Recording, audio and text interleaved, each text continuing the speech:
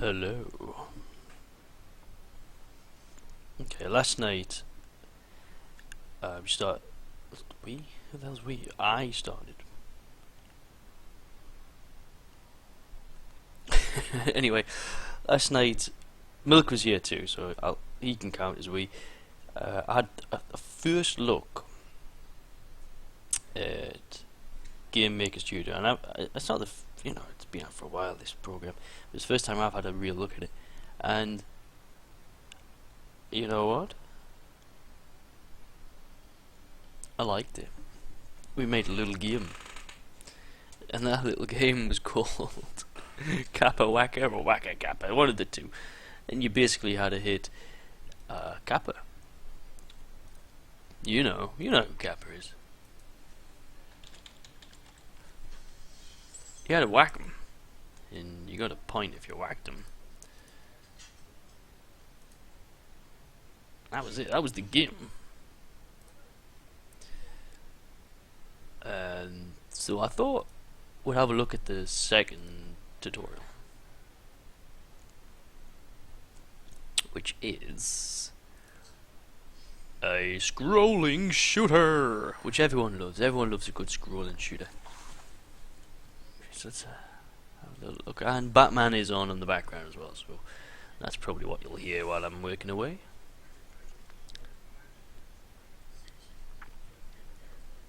Alright then.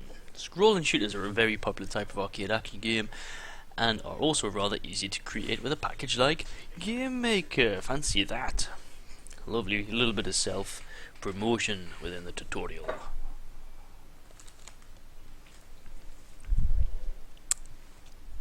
Therefore, this makes them the ideal candidate for the tutorial. And in this one we will make such a game, and in the process you will learn a number of aspects of GameMaker Studio, in particular the use of variables. Those are always important in a game, aren't they? Right then. In a scrolling shooter, the player controls an object, for example a plane, spaceship, or a car, which moves over a scrolling background. So it's the background that moves, and the object just goes side to side. Okay. Obstacles appear on the background that must be avoided, and enemies appear that must be shot. Often bonus objects appear that can be picked up from a... Okay, this is really starting to get into the real aspect of the game, because the one we made last night... where is it? Let's see if I can find it. Wasn't really really that in depth. No.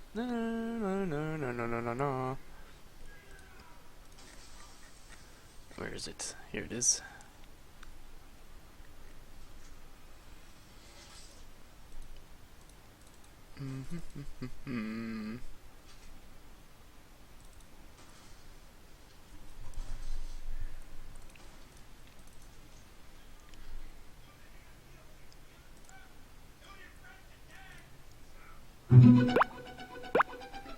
So this this is the game we made last night, and it's Wacky Kappa, and all you need to do is click on the Kappa face.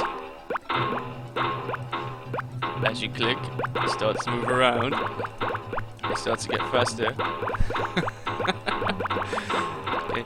Now the area is a bit small, and his face is a bit big, so it's a bit easy to click on his stupid face.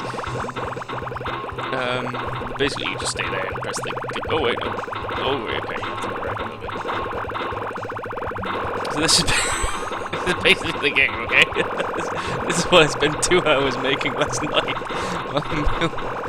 Oh wow, and yeah, let's stop that. And Milk was here too. So that was it. That was 2 hours worth of messing around. And and that was the game we ended up making. I'll link it somewhere, and I'll put it on the stream information down below at some point for those who are really desperate to play Whacker Kappa. Right then, so we're going to move on from the simple click and kill, and we're going to do a scrolling shooter, which I think would be pretty fun actually. Okay. In this tutorial, we will create a scrolling shooter called 1945, in which the player flies in a plane over a sea, and enemy planes try to destroy the player. We will treat aspects like how to create the illusion of motion using a scrolling background, how to control the plane, how to make enemies and bullets, and how to deal with the score, with lives, and with the damage of the plane. Nice. Well, okay, this is really starting to go into aspects of gaming. This is good. Good stuff. But first of all, we will delve into a very important aspect of GameMaker Studio that extends the possibilities considerably: the use of variables. Okay, now this is where I'm going to have to start paying real attention. At various points in this tutorial, you will be directed towards the scrolling shooter assets folder. This can be found in the folder blah blah blah. Okay, so it's in the GameMaker Studio Tutorials 2 Scrolling Shooter Part 1. And you should have it open and ready, as we will need a few things from it in our game. Okay. Let's just get that open and ready to go then. No, no, no, no, no, no, no, no, no.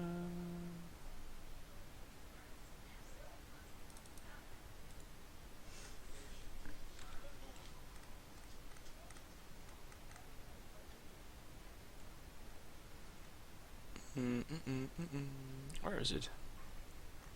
Oh, GameMaker Studio. It's right there. Tutorials. Scrolling Part 1.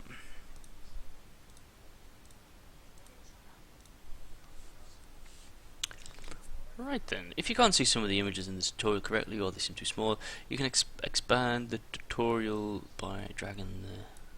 Ah, okay, yeah, that was pretty... Alright. Then I guess I can drag this one this way to make it smaller too. Okay. Variables. Before we will actually create the scrolling shooter game, we need to delve a bit into an important concept of GameMaker, the use of variables, blah blah blah. Yes, you just said that. This simple concept will provide a very powerful mechanism to enable much more interesting gameplay. So what is a variable? It can best be seen as a property of an instance of an object. Okay, let's explain that in a bit more detail. As you should know, there are certain properties that can indicate when we define an object. Okay, that was the last tutorial. For example, we can set whether it is visible or whether it is solid. There are also a number of actions that can change these and other properties. For example, there is an action to change the position or the speed of the instance. For instance, or each instance has a number of such properties, and there is also a number of global properties, like the score, that are not related to individual objects. Okay, yeah, makes sense. Here are some of the property variables that each instance has. So the X, the Y, the horizontal, the vertical speed, direction, solid, where the object is solid, whether the object is visible. Here are some global variables: score, lives, health, room. Okay, yep. There are many more variables, both of an instance scope and a global scope. Scope is simply a way of saying area of effect. All of them can be found in the GameMaker documentation, which you can open by pressing F1. Oh, and a little Steam achievement for using the help. Nice. There are actions which manipulate the value of certain variables too, but as we will see, you can also manipulate them directly. What is better, you can define your own variables and use these in your game as well. Oh, so you can create your own variables. Very nice. For example, as we will see in the subsequent pages, we want our plane to be able to shoot only once every 5 steps of the game. So our plane needs a variable to indicate whether it can shoot or not. We use a variable for this property that we will call canShoot. canShoot is its variable name and is just a way of identifying information for your game to use. Note: variable name can only consist of letters and the underscore symbol, and variable names are case sensitive. Alrighty.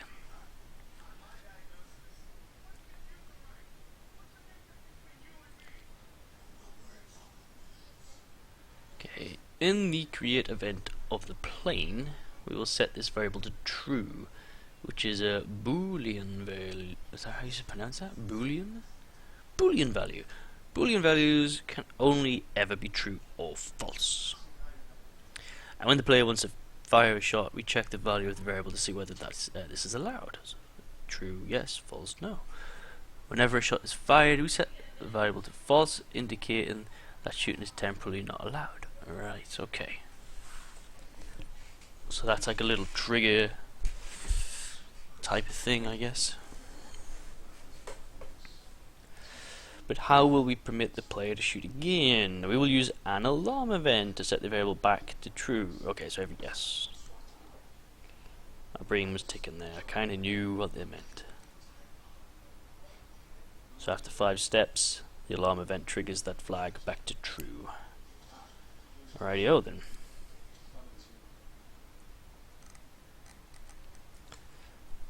You know, this is pretty in-depth stuff. I think this is going to be one of these programs where it's easy to read about.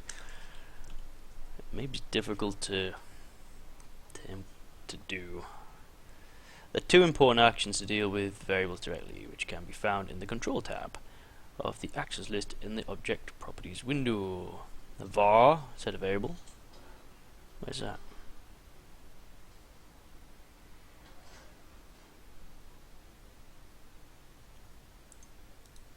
Am I just like totally blanking?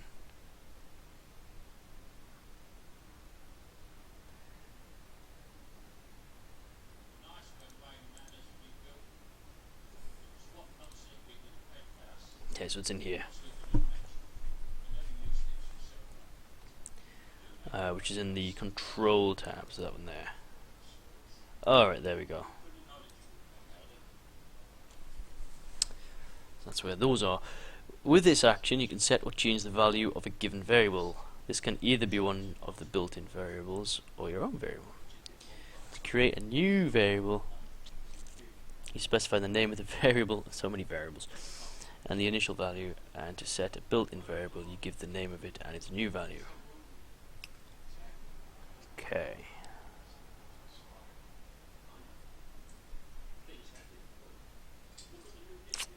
That didn't make any sense.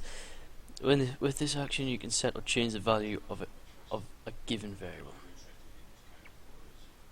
Okay, so I can change any variable. So if I go here, create that. Right then, so if I typed in the variable's name here, that would change it. Or would that create it?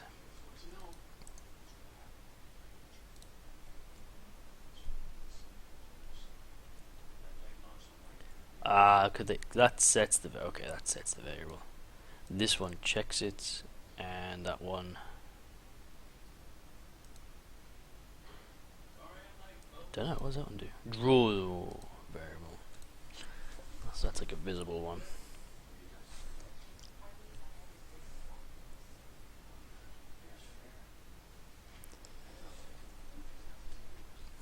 Right then.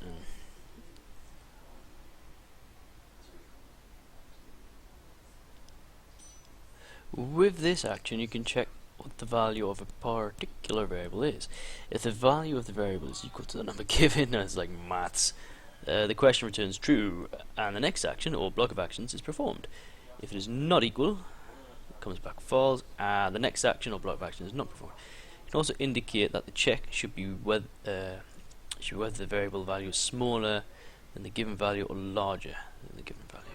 Okay.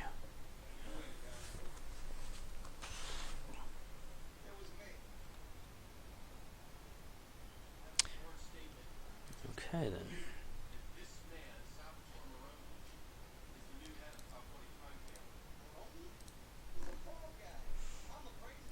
Scrolling backgrounds. A scrolling shooter gets its name from the fact that the game world scrolls over the screen. normally either from top to bottom or from left to right. This gives the illusion of motion, although the only thing actually moving is the background image. My world's just been shattered.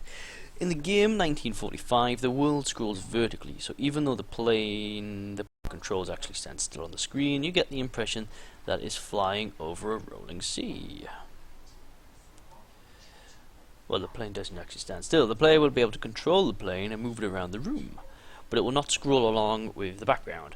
Moving the plane around over the scrolling background gives the impression of the plane speeding up when it moves forwards or slowing down when it moves backwards. And it is crucial that the plane does not move faster backwards than the background scrolls, as this will give the illusion that the plane is flying backwards, which is of course impossible. Aviation expert. So how do we create a scrolling background in GameMaker? There are actually two possibilities. The first and easiest possibility is to use a tiling background, image that moves downwards through the room. The second, more complicated way is to build a much larger room, but only show part of the room using so-called view. Alright, so you would make the whole map, and the camera would pan through the level as you want it to. You could have more unique maps that way.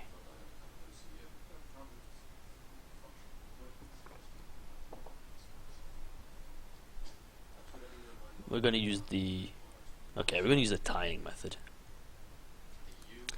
Adding a background. As our game takes place over the sea, we need a background image that looks like a sea, as viewed from above. So let's add the following small image as background resource to the game and give it the name Backwater. So we go to the backgrounds folder. Let's just delete that, we don't need it. Create a background. And it is back_water.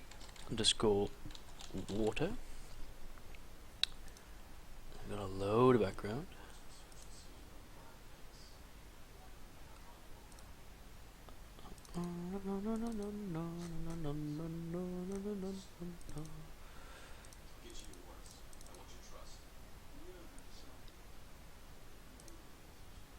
Is it in here? Sprites. Oh, look, it's got all the stuff. Because this is the tutorial, so it has quite a lot of the stuff you need already. Okay, so there's the water. Okay, browse to the scrolling shooter folder, normally blah blah blah, and select the water. Yes. Filling the room background with this tile will give a nice looking sea for our player to fly the plane over. Righto. What's this texture group thing? It's just default. Now we need to create the room. Let's create a room with a moving background. Add a room to the game in the way shown in that one. So we go to rooms, create room.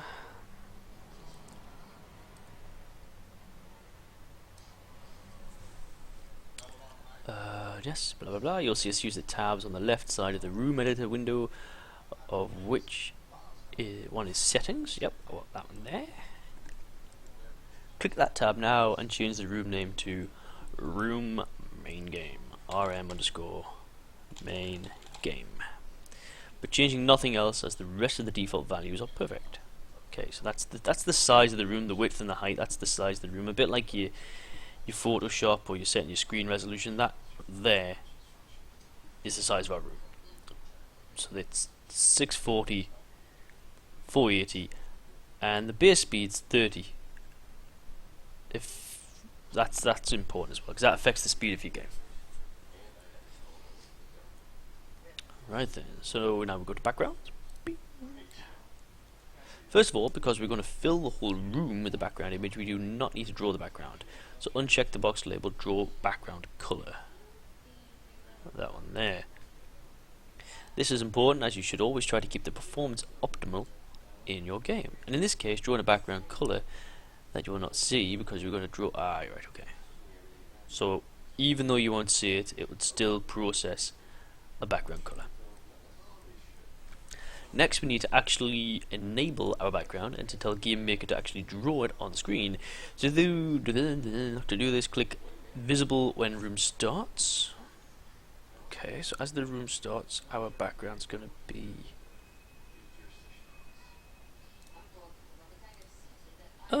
Look, there it is.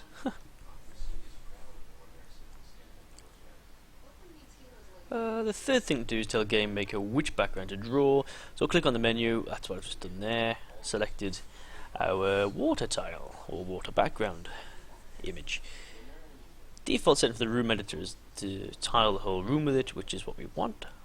So you can leave the tile options as they are. Alright then. Finally, we need to make the background move. This is easily done since the room editor provides you with two fields which you can set the vertical and horizontal scroll speed. Image 4, well that is handy, and it's those two there. No? Yes, those two there. These can be found at the bottom of the back, yeah, those two. Horizontal speed, vertical speed. When setting these values, bear in mind that the GameMaker room coordinates place 0, 0 in the top left. So 0, 0 is up here. That is 0, 0. So to make our background scroll, we need to set the vert speed to 2. This will add 2 pixels into the vertical position every step, making it appear to move around the screen. Okay, 2. The room editor tab should now look like this. Yes, it does. Although we have done very little so far, you can run the game to verify that you have a scrolling background. Alright then, let's do that.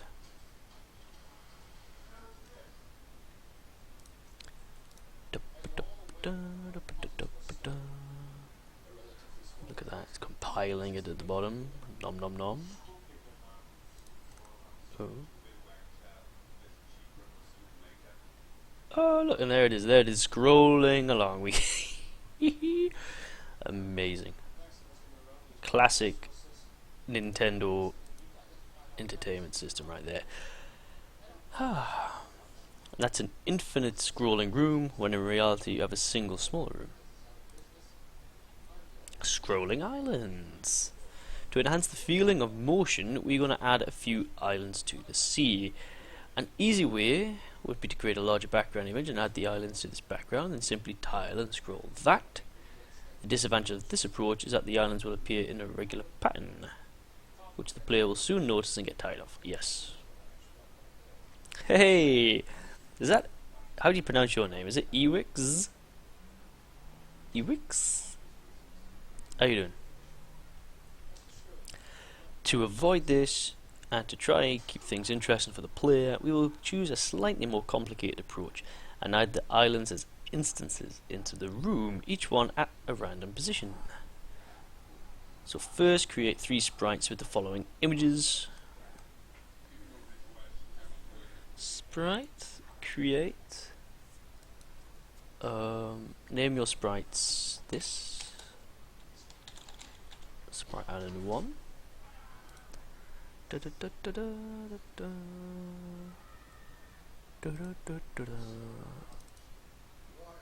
Where is this? Oh, okay.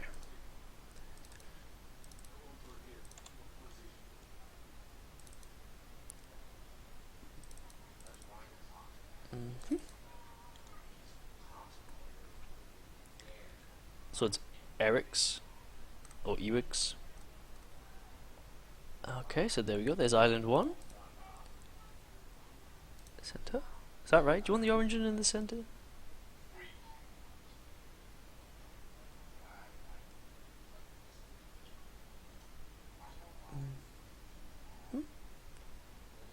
Oh, the origin of the sprite needs to be 0, 0. Okay.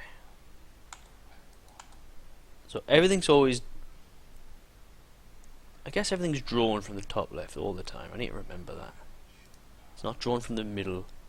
It's drawn from the top left and down.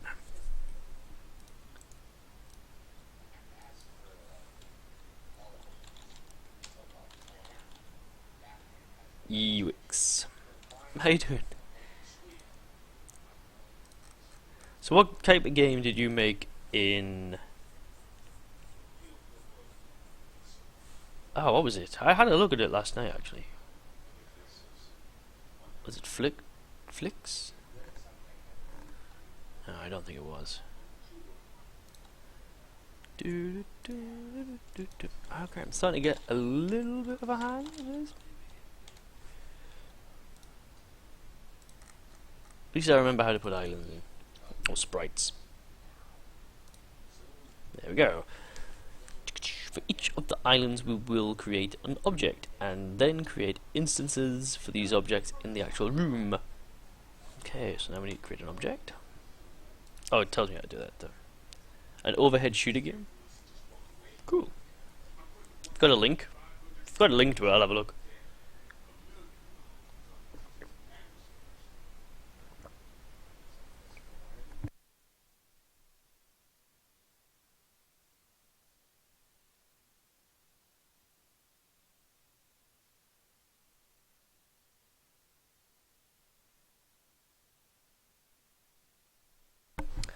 Right then, I create a single new object right now and call it Object Island 1.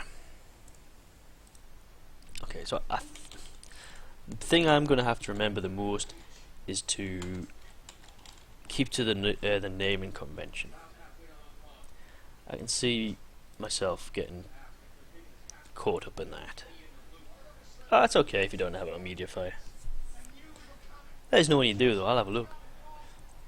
And assign the Sprite Island 1. Object Island 1, Sprite Island 1 matches up. Easy to remember. We now need to add the movement for the island, so add a create event. So add event. Create event. And in it add the vertical speed drop and drag from the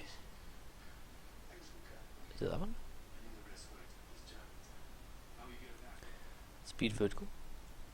Vertical speed, speed vertical. I guess that's the same thing, right?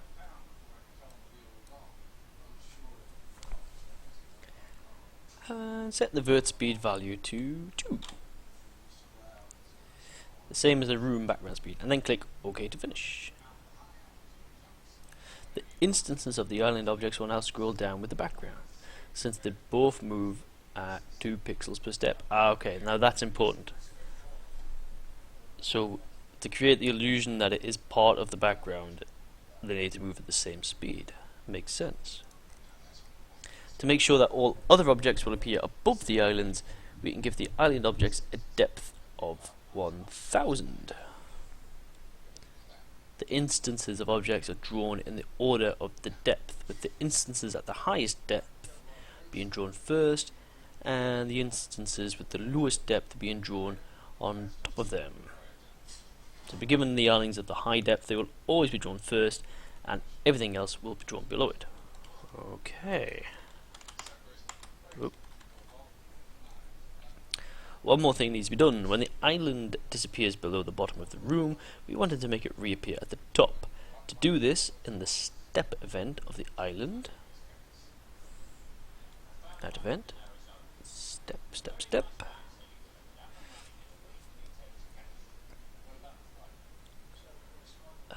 Let's see. We will test whether the island disappeared below the screen. Let it reappear at the top. To do this, we need the Y position. Y is height of the instance in the room, and the variable Y will return just that. This variable is one of the built-in variables that all instances of 0 corresponds to the top of the room. Okay, because 0, 0 is the top left, so 0 is the top. Right then. Now, which one am I doing here? Is it just step?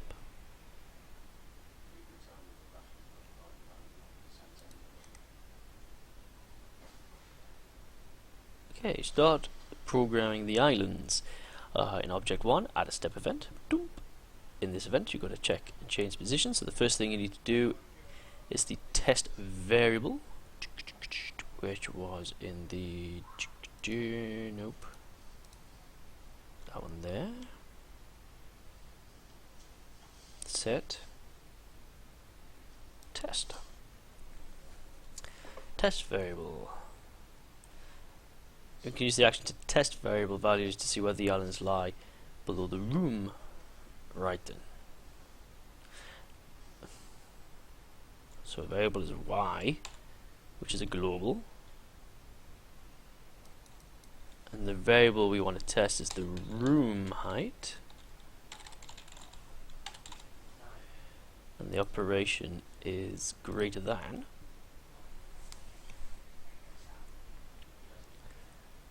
Okay. As you can see, as a value you can use another variable name, in this case the global variable room height. Yes, good, I got that right. But you can use instance variables or even mathematical blah blah blah, whatever. Not using maths. So this action will return true if the y position of the instance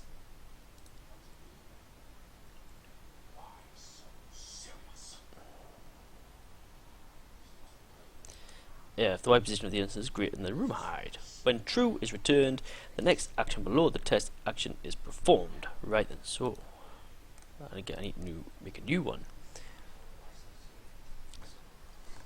So what action do we need now? To move to the top of the room, we use the action jump to position, a bit like Waka Kappa.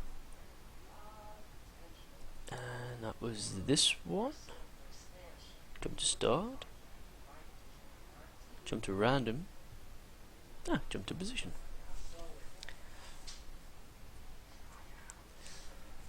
Right, and as we want to jump to a random position along the x-axis of the room and not the same x position, we need to tell this action.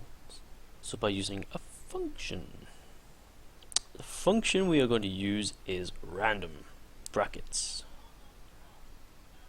What is a function, you might ask? A function computes a value or performs an action based on the value of certain arguments. The arguments are written between the brackets. Okay, this is a bit this is a bit familiar. This is like when I used BASIC all those years ago, or when I watched my friend use I watched my friend use BASIC.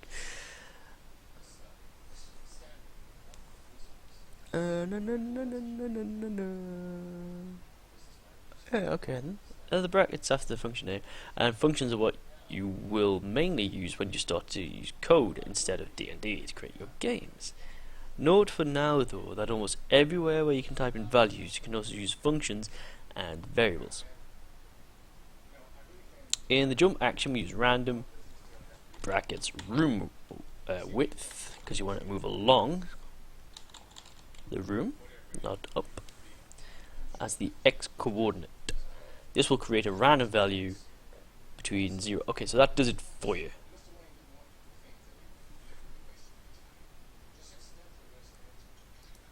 Okay, so that will pick a random position for you. So you don't. So that's brilliant. I don't have to worry about that. Minus 65. So that will keep it, air quotes, you can't see it, unique, I guess, when the island reappears. What else are we doing? We use minus 65 for the Y position to make sure the island starts completely outside the top of the room. Okay, so that will spawn. So if this is our map here, the little box right in the middle, the jump to position box, pretend that's our map. So when that island spawns, it'll probably spawn up here, out, and then it'll scroll into position. Then it disappears. Then it'll spawn up here, come down, disappear, and it'll spawn up there. No problem. Okay. Remember that room coordinates start at 0, 0, with a positive value moving down the room and a negative value moving up the room. Yes, but since we set the vertical speed to +2, it will move inside. Yeah, okay. Yeah, I got that right. Okay, things are starting to come back. Memories are returning.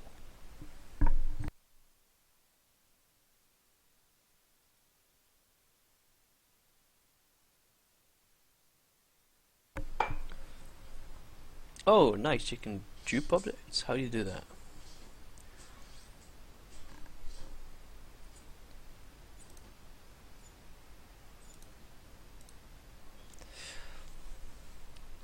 Alright then, now we need 3 island objects for our game, 1 for each sprite. However, to save time there's no need to create new objects, we can simply duplicate. Right, creating a copy of this object, which can... and you can just rename it and change the sprite. Nice. To do this, right click on the object and select duplicate. So I can click OK, and then I can click on that, duplicate,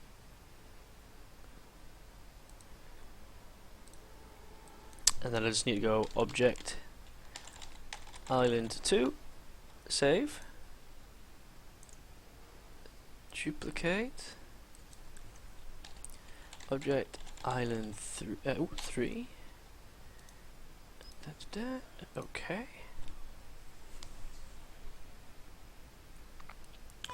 And that should have the same rule sets for all the islands. So when it comes around, it'll... So open up the room editor, boom, boom, boom, and add one of each into the room at a different height. We're now done with our scrolling background. Right, then how do I add objects? That one. So we'll have this island here, this island here, and this island here.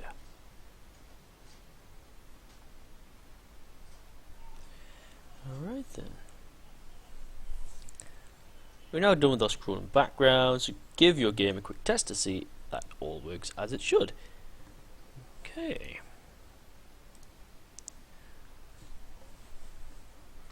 Even though the islands reappear at regular moments, because the position is different, the player will not really notice. Oh yeah, look. It came in a different one, and that one's came there. And that one's over there.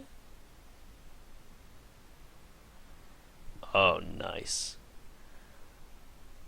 This is a procedurally generated map, but it procedurally generated now seems less impressive. You could also have added some irregularity in the moment the islands reappeared by setting a negative random value for the Y. Oh, hang about then. Let's have a little go at that. We'll do it with this one. Oh wait, no, that's the wrong button. Let's delete that. Delete. Yes. This one. Oh, not that one. Step. Okay. Setting a negative random value for the Y coordinates.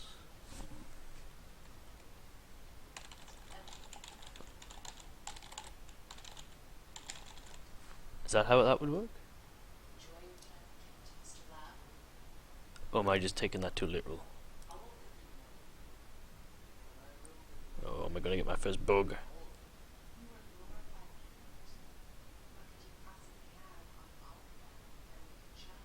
Yay! I got my first bug.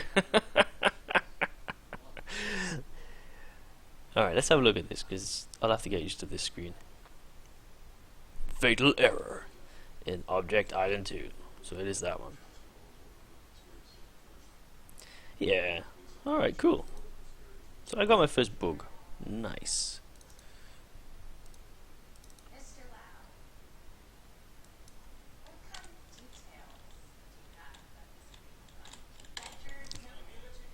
Oh wait, can I not just do like random...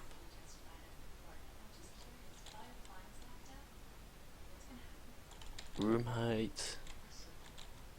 No, because then it'll just appear on the thing, won't it? Okay, I'll leave that for there now. Let's read that again. Even though the islands reappear at regular moments, because the position is different, the player will not really notice that they are the same. You could also add added some irregularity in the moment the islands reappear by also setting a brackets negative random value for the Y coordinate. Oh, hang about. Let's have a little look at Eric's game.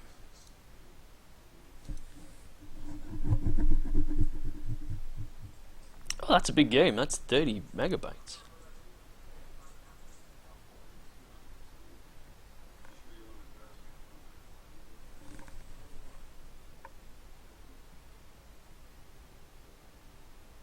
That's a big game, Eric.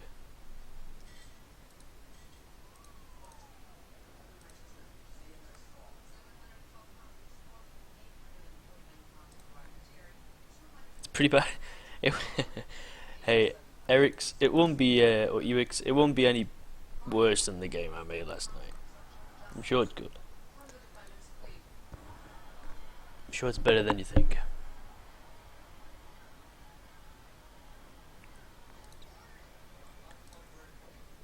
Okay, so if I just go back to that one.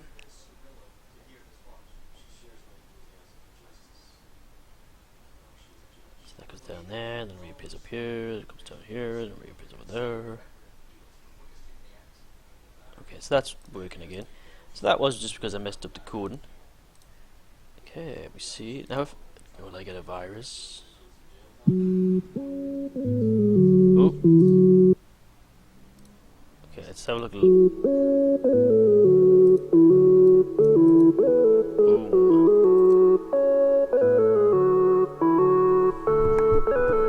Press space to continue. Oh. Oh, look, it's good. I recognize some of these sprites, Eric's. What do I need to move? Oh, okay. And then spacebar to shoot. Oh, okay.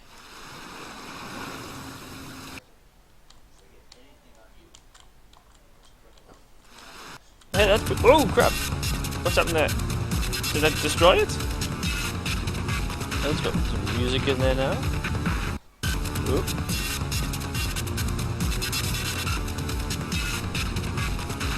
Alright, so you made this in the Flicks one? Is that right? Oh, what happened there?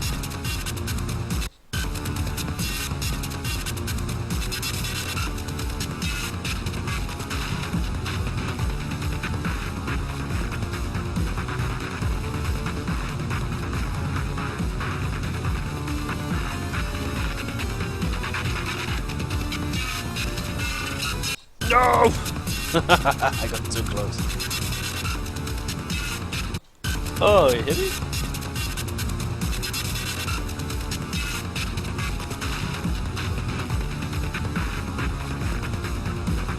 Oh, it's too fast.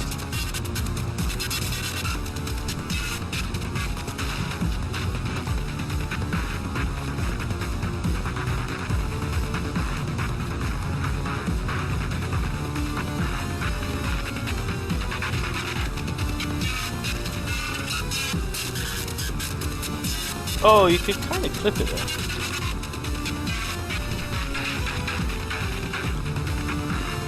Can I get it? Can I get it? Yes. Oh crap, that one's moving around. Oh wow. Oh no. Oh, okay, this reminds me of the first game I made. Where there's like a blue dot that chased you. And it kind of copied your movement patterns. And then...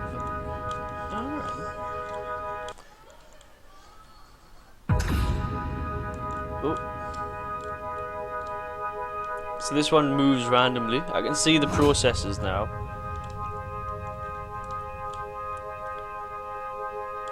I can definitely see. Yeah, I can see the process of how you do this in my mind a little bit.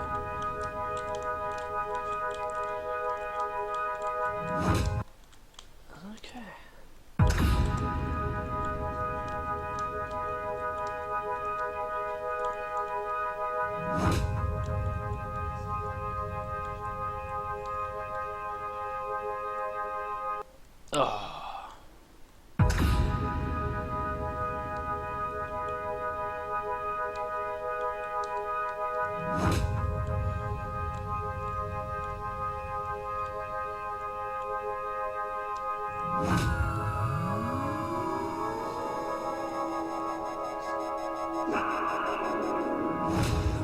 Oh, he's not coming over here. I think this is a bit of a dead zone.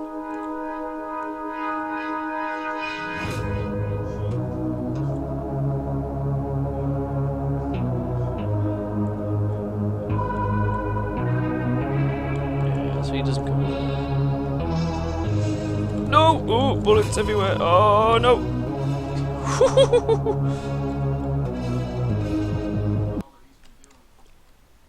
What the heck?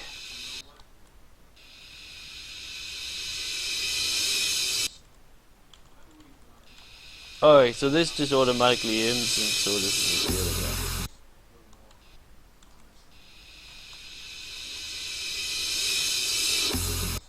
Oh wow, he's fast.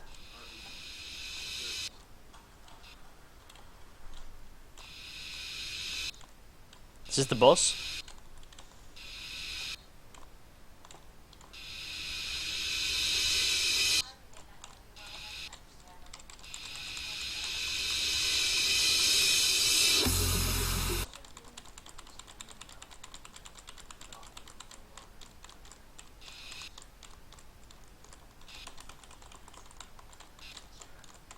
Oh, I nearly had him.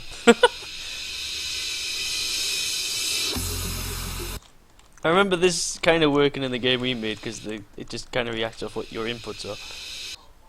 And the other one that worked was that if you go in the bottom corner and press two buttons together, that worked in our last game because it doesn't quite know how to deal with you.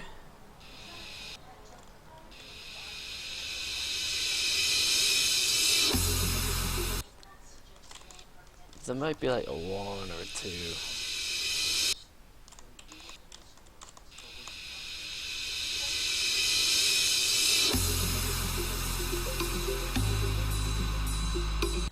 There you go.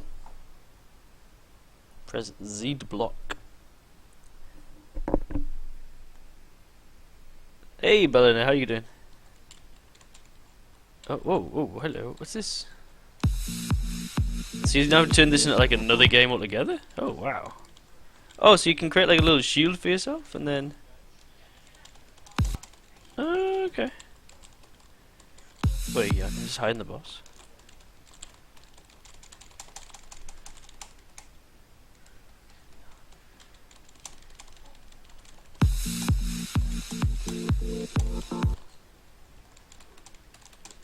Do the shields do it? Oh yeah, the shields do block. It's still melting? Oh, Bellina. Who would have thought Sweden would be so hot? Alright then. That was pretty good. I can see how things are made in that game. If that makes sense. Okay, now we need to add the player plane. Now that the scrolling background is ready, it is time to make the plane that the player will control. You'll be surprised by just how simple this is going to be.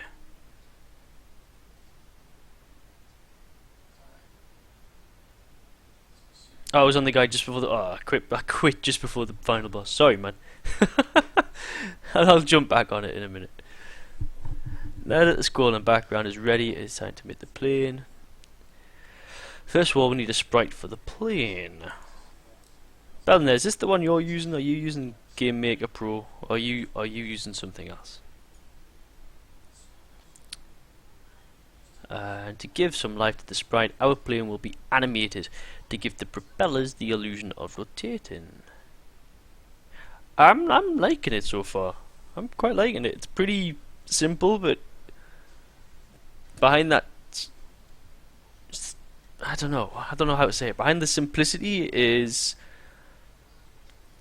it lets you be complex, so you can still do your coding, but it's very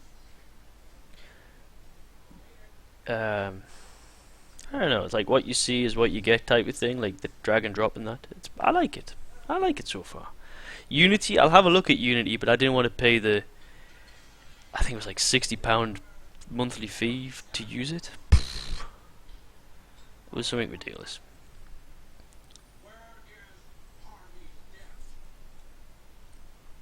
Alright, so load the plane sprite. Let's see.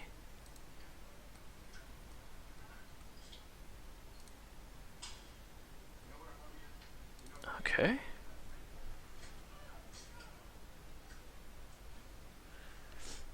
Yeah, Hotline Miami was made in GameMaker. I had no idea. But now that I've seen a little bit of this so far, I mean, I've only messed around a couple of hours in it, I can see how it was made. Okay. And note the naming of this file. You can load any PNG image into GameMaker Studio, but only those that have a file name that ends with strip.xx will be loaded directly into the program with the sub images. Okay, so strip is an important thing to remember. So if I'm going to do any animated, like fixed animation, it needs to be a strip. Okay, and the X indicates the number of images in the strip. If your strip is a simple strip image or a grid of images, then you will have to set the offset and size of each sub-image manually. Risk of Rain was made in this? Name the sprite my plane. Sprite underscore my plane. And set the X and the Y of the origin to 32. Okay, so that's the middle of the plane. So all movements will come from around there, rather than 0, 0, which is the top left. So it's not offset. The center is the center. I'm starting to understand that now. If I was doing isometric, I might have it offset. I think. Okay.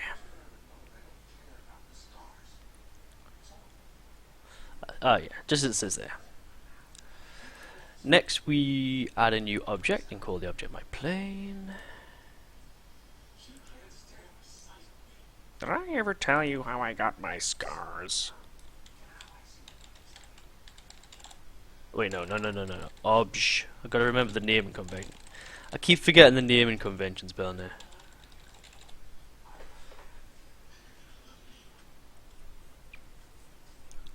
Oh. Don't need to have a capital P apparently.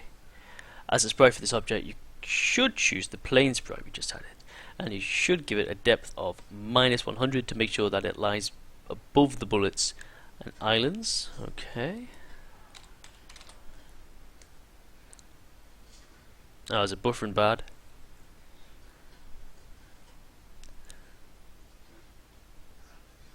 It's the heat. The heat's melting your internet.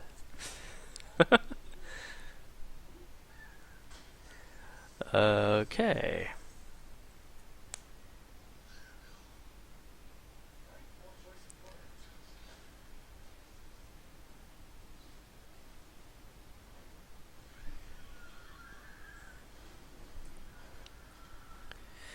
To help you understand the DNA actions that we are going to use, let's just take a moment to think about what we want our plane to actually do. When the player does nothing, we don't want the plane to move. Remember, the background moves, not the plane. If the player presses one of the 4 arrow keys, the plane should move in the appropriate direction. Our main concern is to avoid the plane moving outside the room, and to resolve this, we'll control the position of the plane directly rather than give it speed like the islands. Written like that, it may not seem complicated, but you'll be pleased to know. Oh, it might seem complicated. No, that made sense. To start with, let's look at the left arrow key. So we need the move. In the events list of the object, add a keyboard event. Okay, so keyboard, then left, and then left.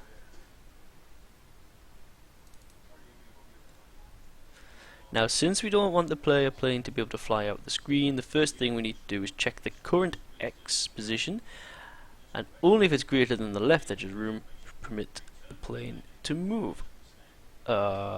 Test variable. I've run right past them, haven't I? Where are they?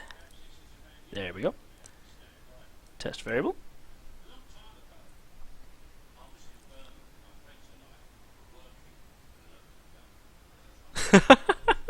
You'd kill people if you lived in that heat all the time. Yeah.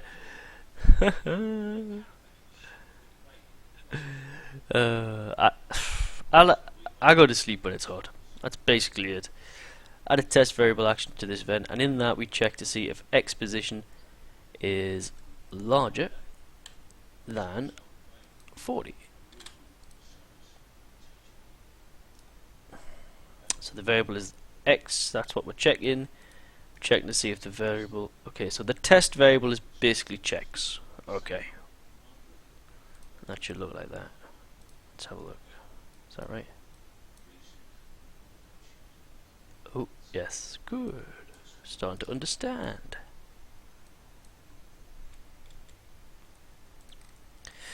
Okay, with that done, we need to add another action to move the plane. If the above check returns true, For this, we use the jump to position.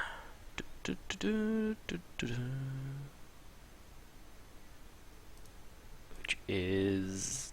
where's it gone? That one. Yes. Is this much different in Unity? I don't know. Maybe I should have a look. But you should stream it so I can see. Action to move relative -4 pixels along the X and along the Y. Don't forget to check the box labeled relative. Otherwise, you will not be subtracting 4 from the current X position. We'll already be setting it, so it'll be going backwards.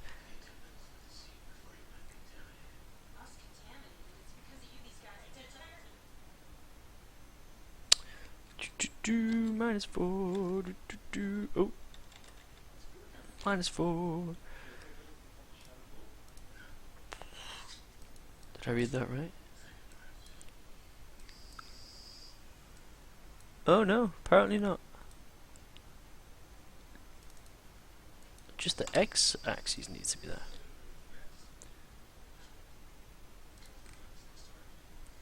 Okay, I'm just gonna okay that, and I'm gonna have a little test to see if the left key has worked. Oh, there's no plane.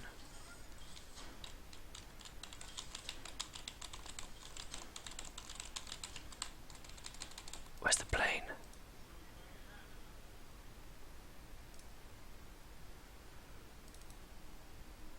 Why is it depth of 100? Shouldn't it be like 100?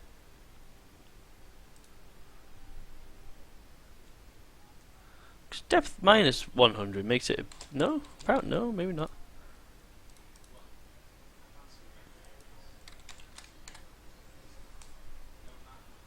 Oh, because there's no draw sprite yet.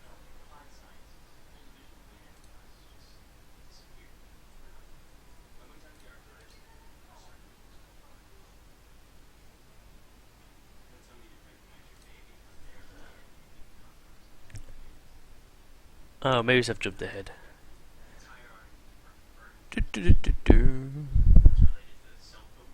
For the right arrow, we need to do a similar thing, but instead of creating a new event, we're simply going to duplicate the left. Duplicate. Keyboard, right. Nice.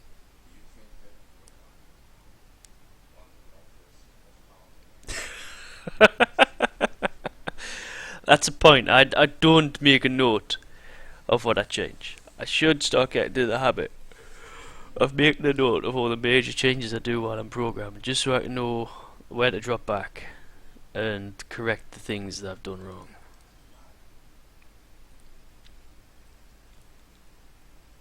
I'll double click on the test variable and change that one.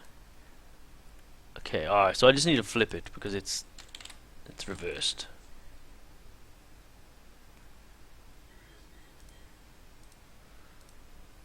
Because it's, yeah.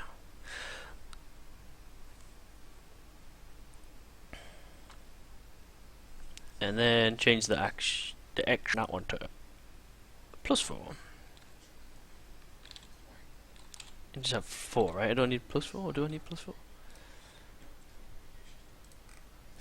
Alrighty, we need to do the same for the vertical movement too, so duplicate. Okay. I like that you can duplicate. I'm gonna be liking that a lot. Can you use you have to use a keyboard, is it not like a controller? No.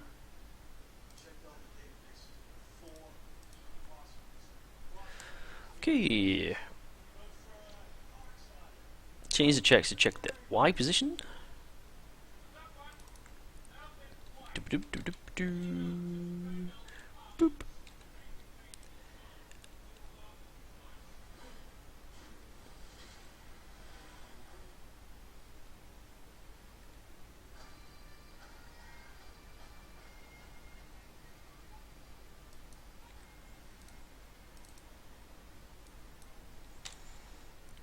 I think this is right, isn't it?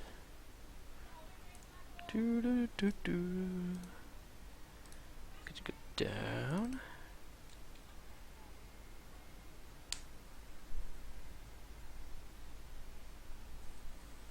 Actually, I don't think I've done that right.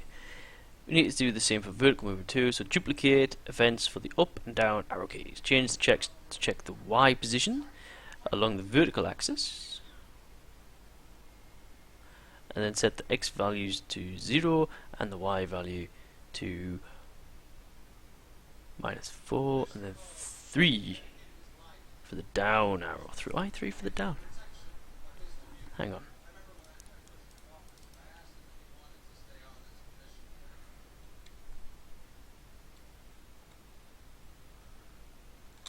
Oh, because the...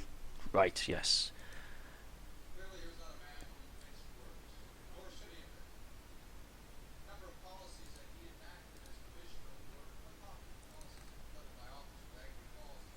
Oh, that's why, because I didn't go in the room. And I didn't place the bloody plane in the room.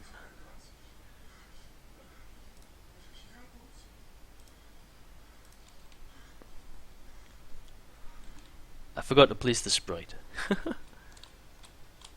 Okay, the left key works just fine. But up, down, and right doesn't work. So I need to change those variables.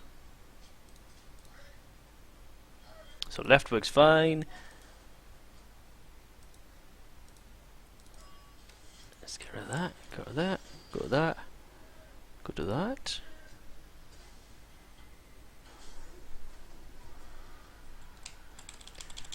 Oh, okay. Not sure why the right key isn't working. So left works.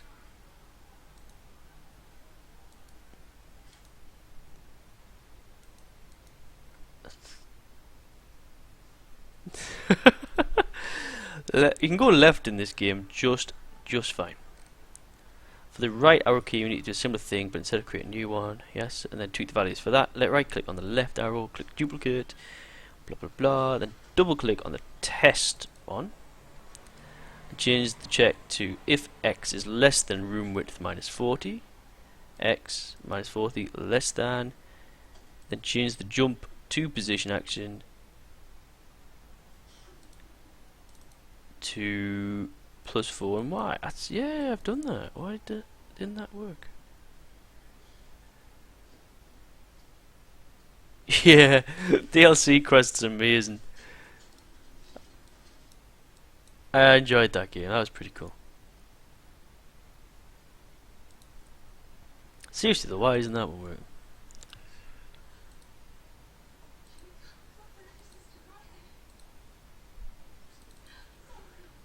Does it need to be +4?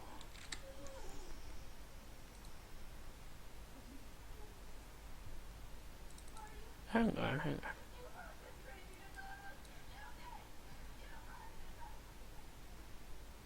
Oh, I forgot room width.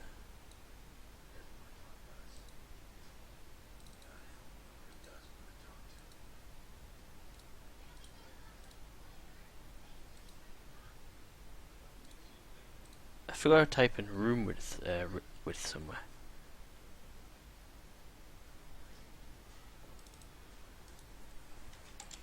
Can I type in there? No. Hang on then.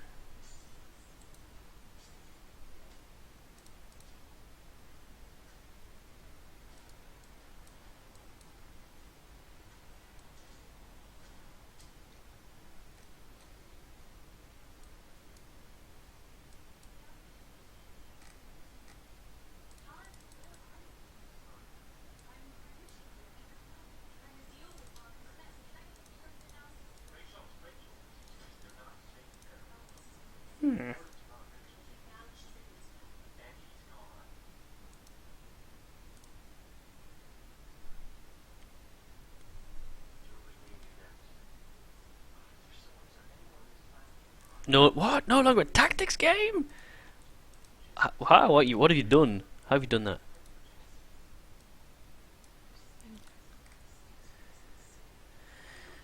Okay, let's have a little look at this bit again.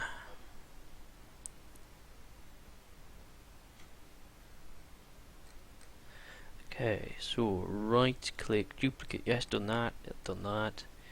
Now double click test variable, yes.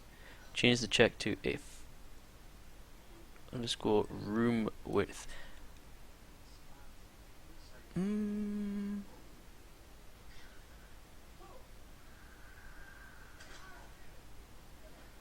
I think the tutorial missed something out.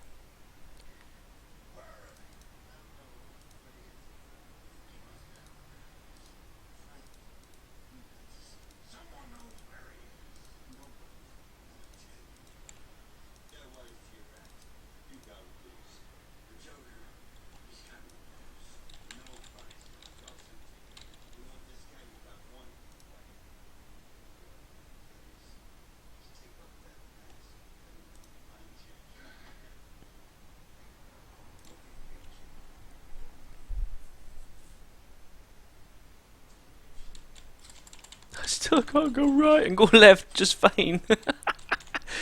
Left is the only way to go, to be honest.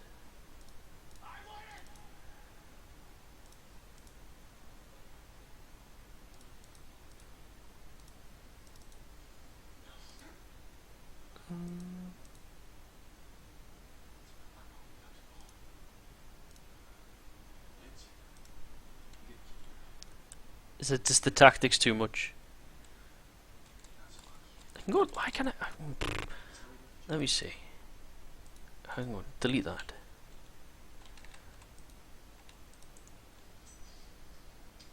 Delete event.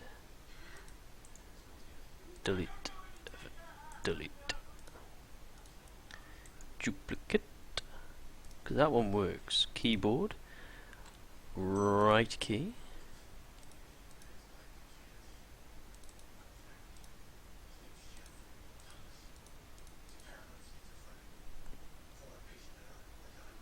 I'm just going through the tutorials, Bellina, just to get used to the program. But it's given us ideas. Did you see the game I've made? Hang on, I'll show you the game I made.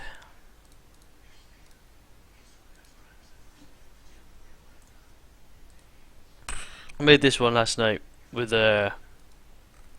Milksgonebadd was watching. It's pretty bad.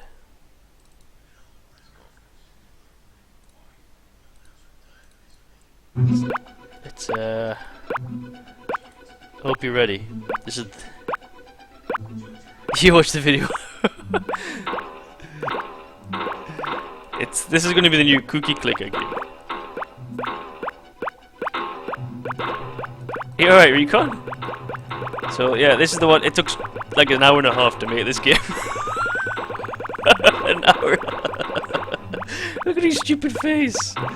Oh, so that was an hour and a half to make that one game, and it's terrible. Right then, so left works, right it doesn't work. Let's have a look at this tutorial again.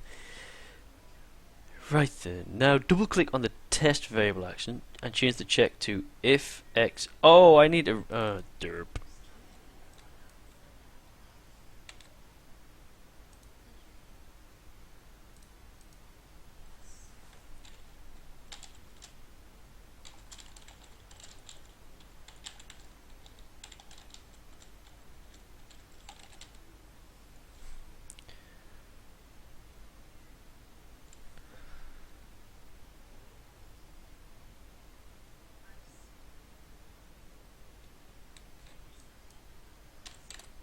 Is that right? No.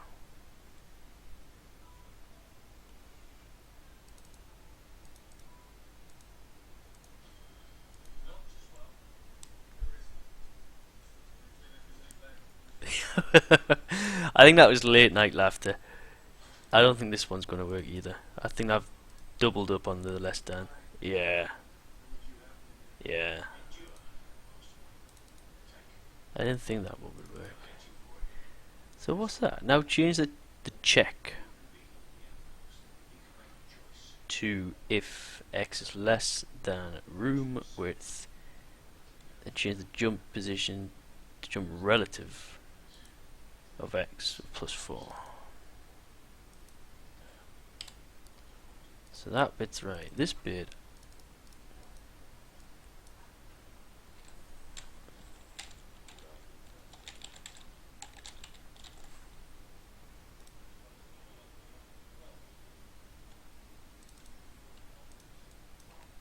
Okay, I don't need to.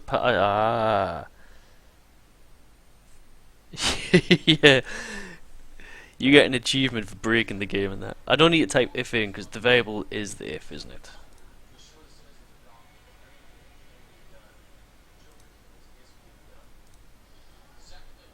The variable is the if, so I don't need to type if in. Oh no! Compile failed. Please check the compile window. Oh, bugger. That's me and my made up variables again.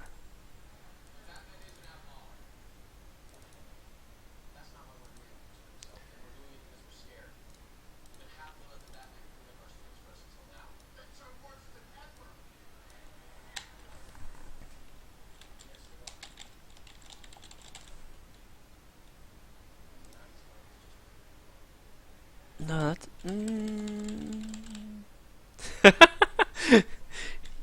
Recon would have had like a gamer score, a maxed out gamer score.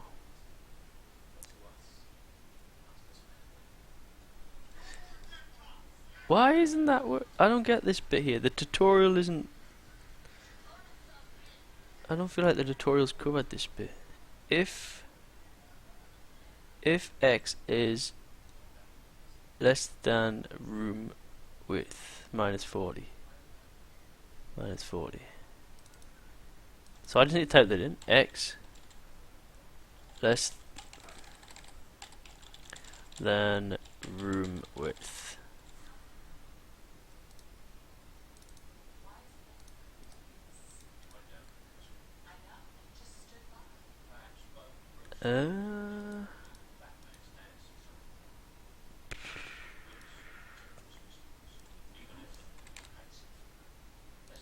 If x room. You alright, Limey? How you doing? Limey, perhaps you'd prefer to play Waka Kappa. That'll wake you up in the morning. I'll show you Waka Kappa. Or I'll show you the link, because I have a link for Waka Kappa now. So you can actually download it and play it all night long. There's a link on the Romantics forum. Now for some reason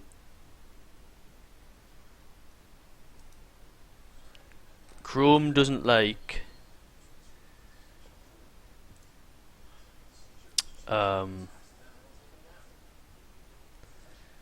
Chrome doesn't like thingies. The exe files.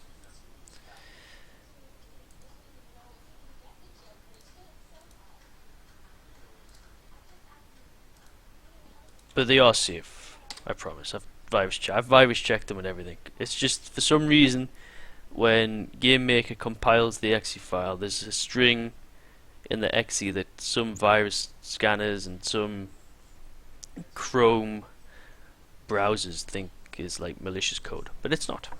I've checked. I promise you. I swear down it. Right then, so on that one, if x is greater than 40, blah blah blah, move. So surely on this one I can just do if x less than minus 40, move, right? Right? Surely that should work. I don't know why it wants us to add in if room width, because I can go left. Oh, it's your birthday? Happy birthday, Recon!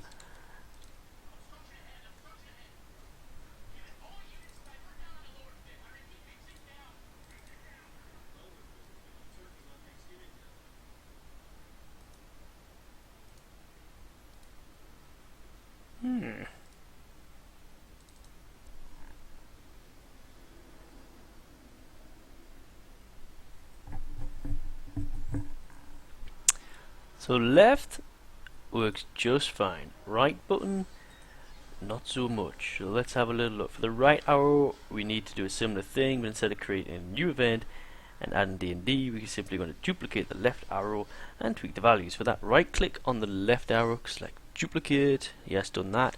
Now double click the test variable.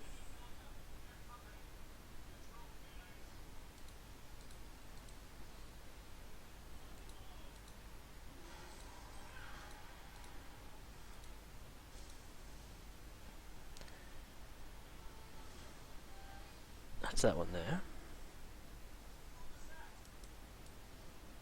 That is the test variable, right? Yeah. Delete. Okay. Now double click the test and change the check to if x is less than room width blah.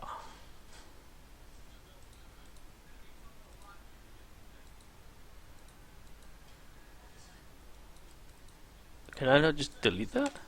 No, it has to be one of them.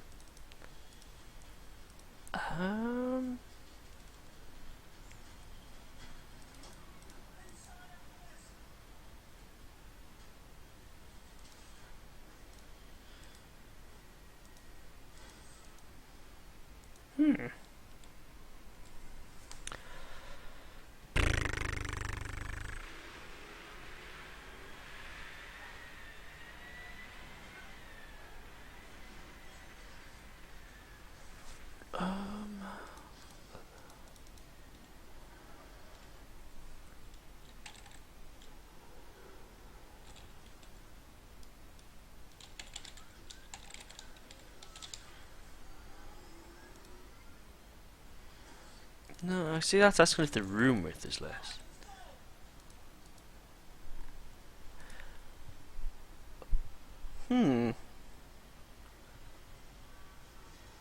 Time to scratch my brain on this one. Let's just close that one down. Let's try. We'll make up from beginning.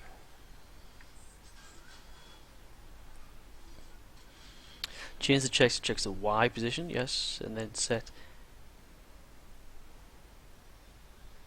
Okay.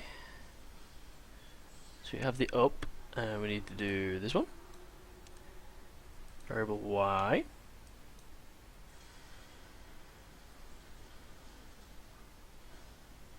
If Y is greater than 40, blah blah blah, then you do the jump to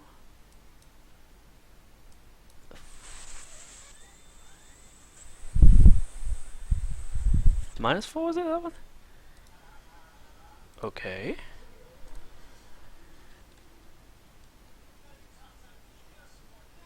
Oh dear, no. I think that's the right key again. Yeah, let's delete that one. Go again. So on your lunch break, Recon, you're watching. Oh, I got it to go in the corner. Yeah, we're in the corner. That's progress. I've made it warp into the corner. Okay. Right then. Oh, it's because I didn't have relative clicked. Now, if that's the thing, I've worked that problem out myself, and I'm very proud. If that's the yes, I can go up and left. Okay, nice. So I've got the map scrolling. I've got the islands procedurally generated at random locations to make it look like a unique map, and I can go into the top left hand corner. Now I just need to work out how to go backwards. Okay, now add event, keyboard down,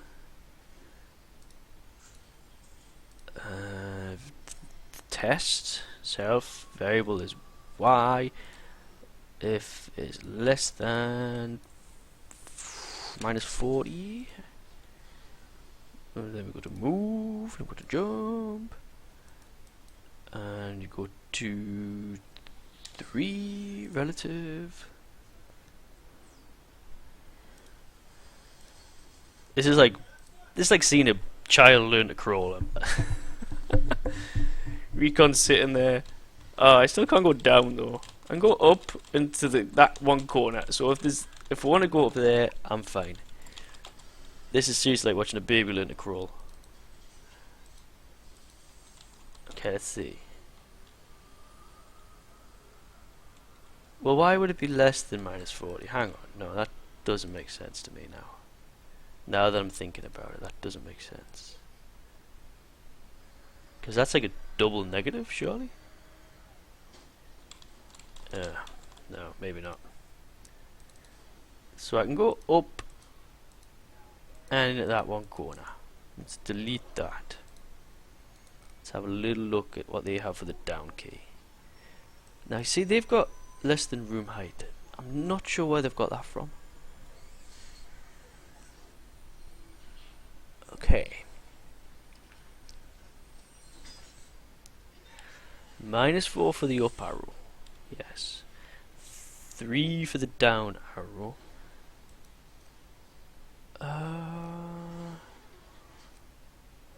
I'm not sure where they're getting it to say if less than room height. Where are they pointing that variable to? How are they doing that? Down.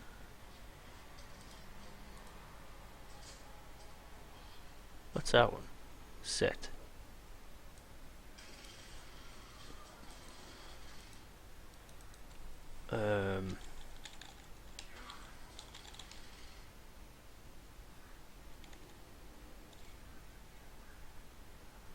No, room height. Because that's a global variable, right?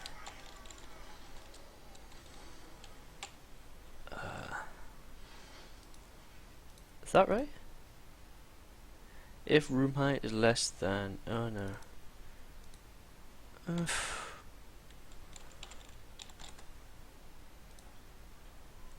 No.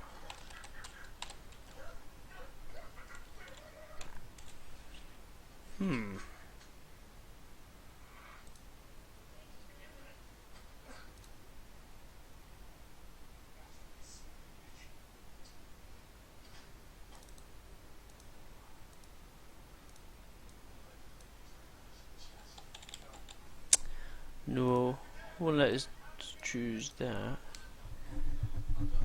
So, have you had a good birthday so far, Recon? Did you bring cake in? Because, like, in my place, if it's your birthday, you bring cake in for everyone else. Oh, I find that very weird.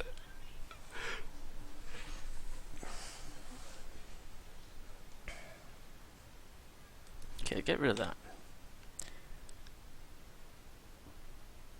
If y is less than room height, so I need to find out where room height is. I mean, I kind of have room height.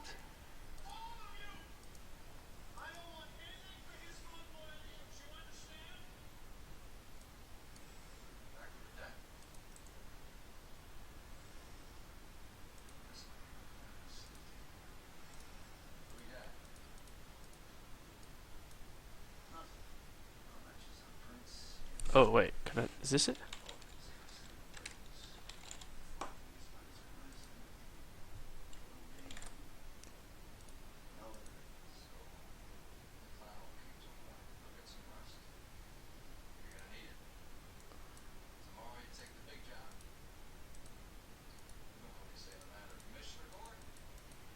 No, that's not it.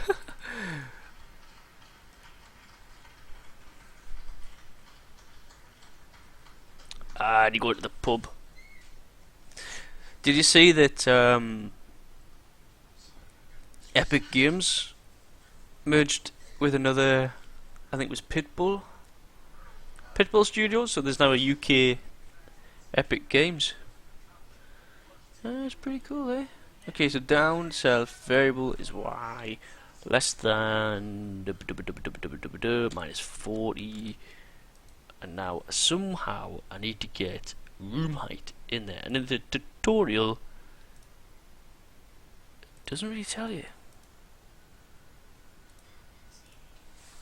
Can I type stuff into there? No, no, I can't type anything into there. So y It's less than 40. Have I missed out a thing somewhere?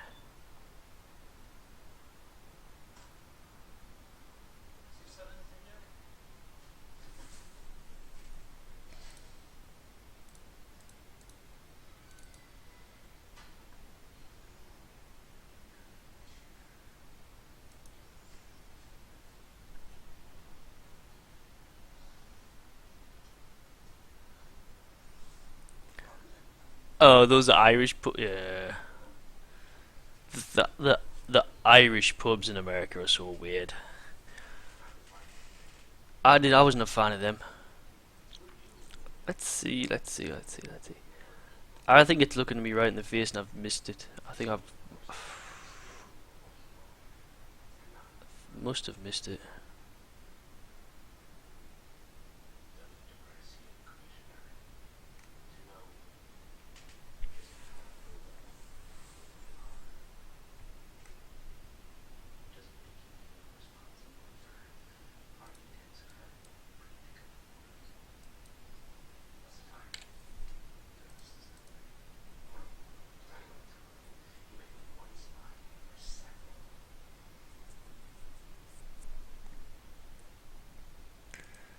Let's just have a little play of this. Let's see what happens.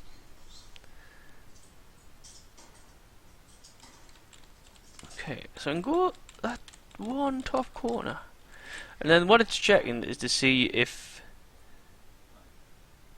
there's basically if there's room here to move into.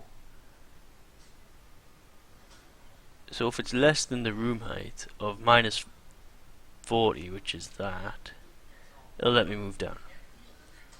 But as soon as I get near the border, which I've done here, look, it won't let us move anymore, so I don't go off the screen. But I can't work out how to get it to check these bits. It's checking everything else though.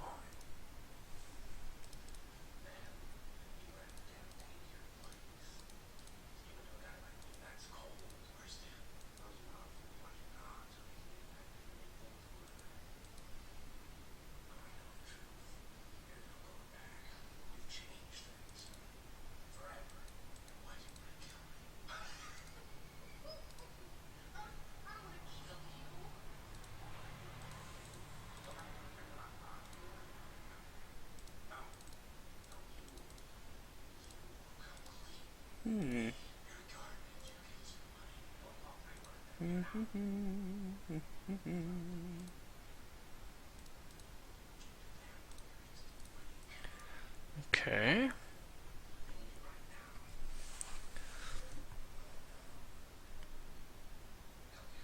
Limey's basically an American now.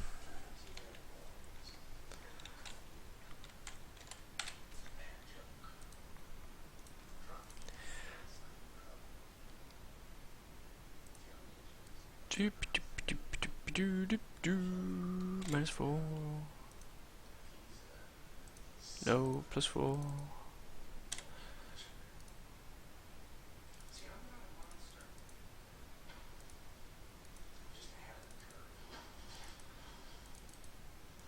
Does it need to be plus 4? Or can I just put 4 in there?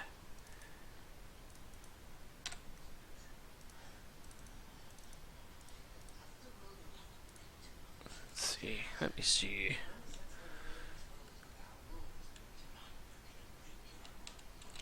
Okay, I can still go that one way. It's like pulling teeth.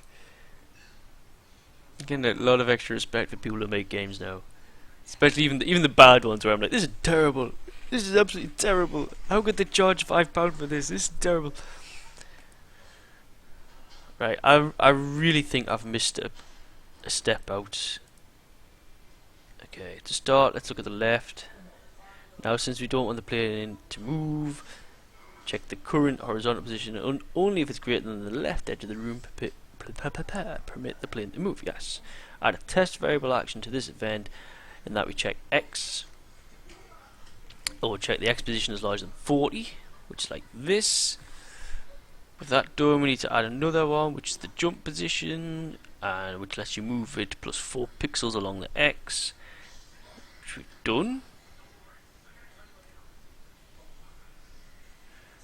right arrow, we need to do a similar thing, but instead of creating a new event, okay. Right click. Yes. Now double click on the variable. That one. And change the check to...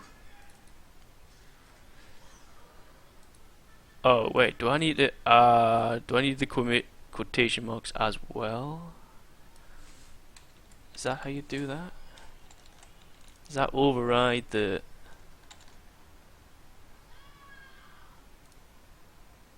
Nope.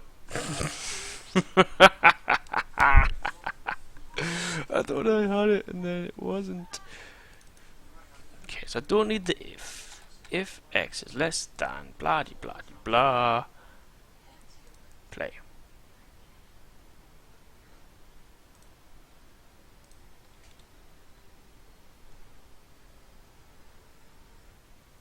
No, because I know that's wrong.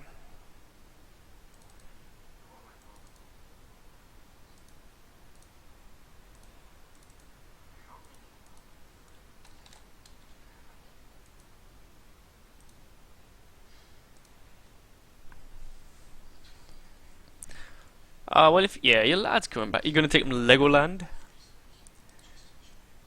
Legoland, what a place to go if you're little.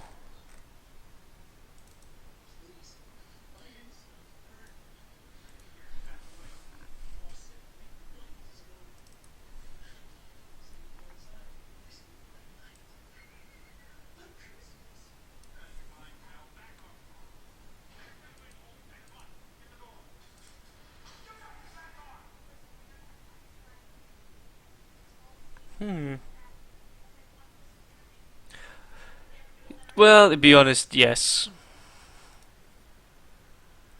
Legoland's just amazing no matter how old you are.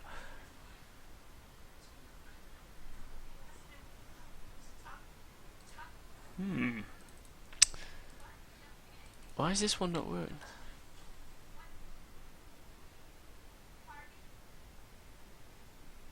Oh, you know what?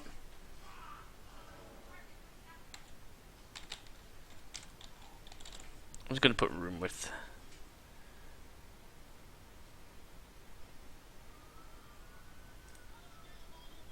See if that works.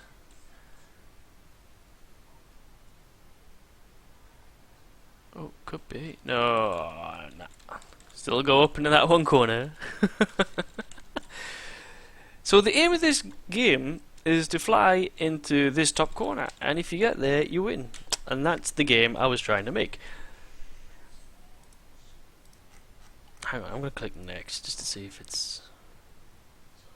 No, it's...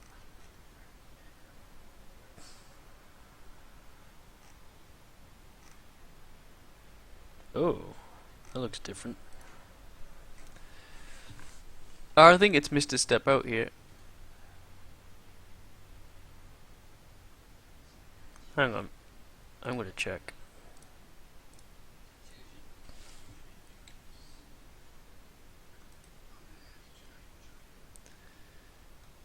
Oh yeah, I'm still fighting the tutorials banner. You go and do that. You go and do your stuff.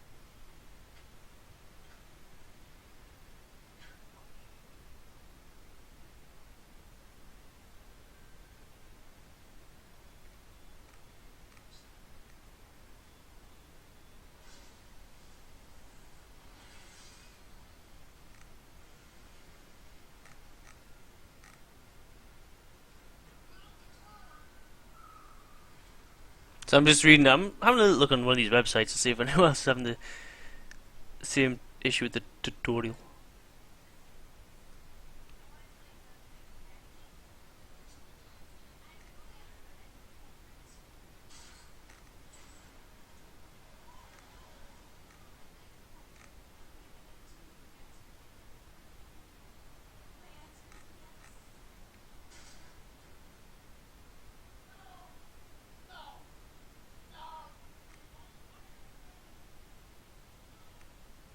Ah, here we go.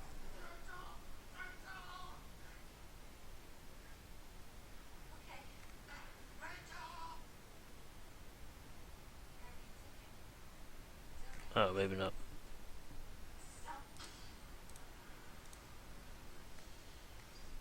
See, I thought it was on this one here. To keep the airplane moving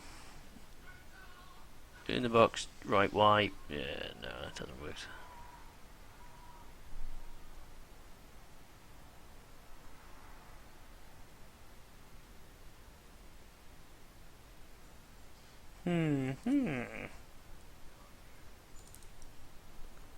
Okay, so up works, left works, right doesn't work yet. If okay, now the variable needs to be x. If x, then it is less than 40. Oh, you know what? It's going to be that, isn't it? Oh no, you're kidding me. If it is this, I am going to. The value. Oh, it is that. It is going to be that. My brain just twigged. My brain just turned on. Oh, of course, the value. Anyway, I got it working. My brain suddenly realised what it was doing.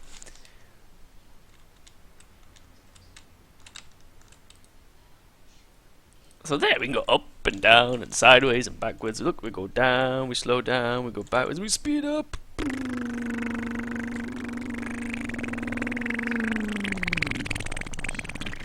Sound effects. I'll do my own sound effects.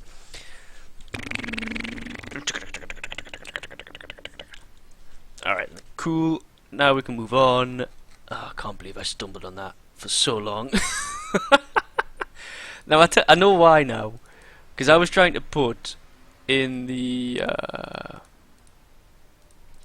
okay, in the variable bit here, I was trying to put the room width into the variable, but instead of the value. And I understand that now. That is probably the most valuable lesson I've had so far. It's those kind of things you remember. Brilliant. Right then, creating a bullet. Whew! But what is a scrolling shooter if you cannot shoot and there are no enemies? Nice, nice. We are now going to extend this game so that your player can blast away at enemy planes and have some real fun while doing it. Brilliant. To start with, we are going to make the cannon on the player plane so that I can shoot. Alrighty. Let's just make that a bit smaller.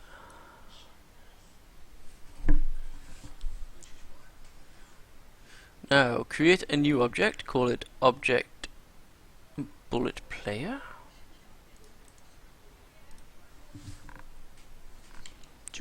So is this what you do for a job, Recon? Obviously not within this program, but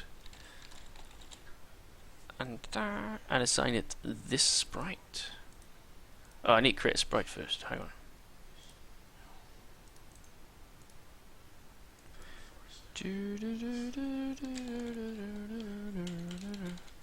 Okay, enjoy work, enjoy your birthday. Thanks for hanging out on your birthday, no less.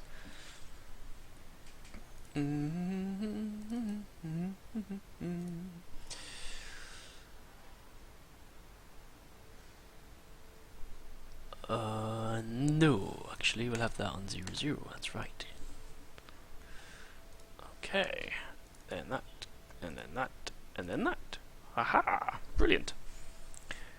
We will leave it with the default depth of 0, so that it will appear below the plane but above the islands.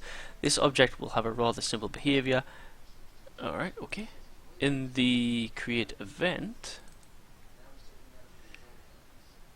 we will give it a vertical speed of -8.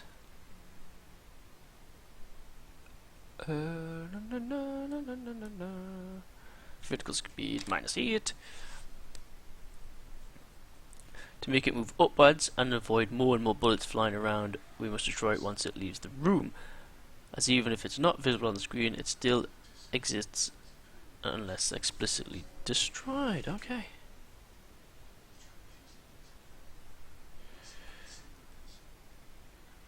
Then in the step event, we need to test whether. Okay, so that one there, and then the step event. Step. No. We need to test whether the variable y is less than 16, and if it is, we should destroy the instance. Okay, so we need to test the variable. Control, test the variable. Okay, just read that again. Step event, done that. Then we need to test with the variable of y. So the variable is y. Whoops. And the value is less is 16, and the operation is test if it's less than that. Starting to make sense. Starting to click. So now go ahead and add this event in action and check the image below to make sure you have it all correct. I'm not going to check that image. I'm going to hope that it is all correct.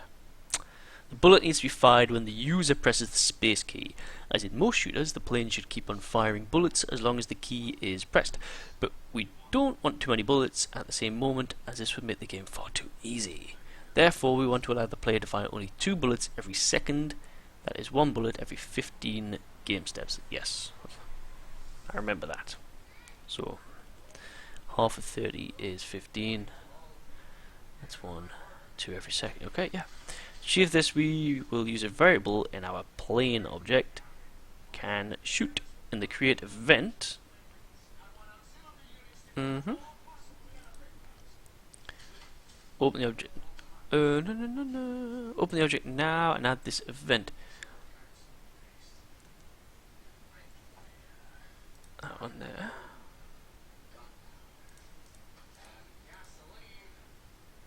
Is that right? So, okay, event. The create event of the object. Open the object now and add this event. We initialize this variable for the instance set. So, oh, that needs to be in the my plane one. Sorry. So add event, create.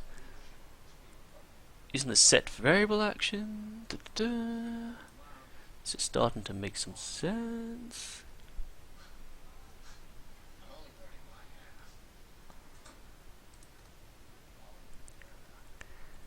I think.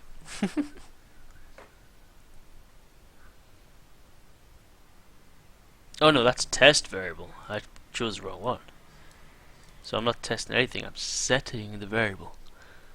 So I need to get rid of that, get that one in. There we go. So the variable is the can shoot.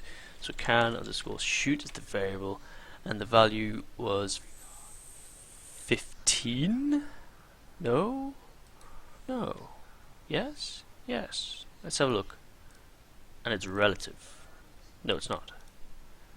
It's not relative to the game speed. Oh no, the value is true. Then there's going to be the test for that. Of course.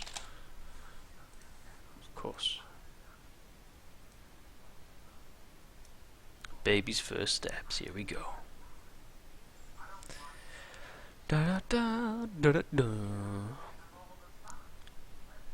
You know how to add keyboard events. What? So add a keyboard event. Keyboard. Space button. So now add the one for the in this event we need to test. That's right. So there we go. Test value. In this event we need to test whether the variable can shoot is equal to true, and if it is, we need to create a bullet just in front of the ship. Set can shoot to false. What? And also set an alarm to run. Ooh.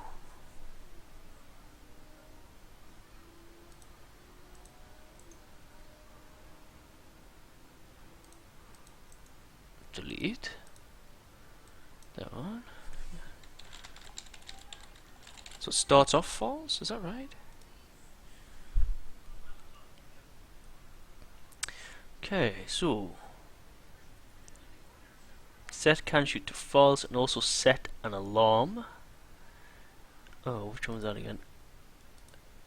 Look at a little clock. There we go. Set an alarm to run in 15 steps. Number of steps 15. Alarm 0.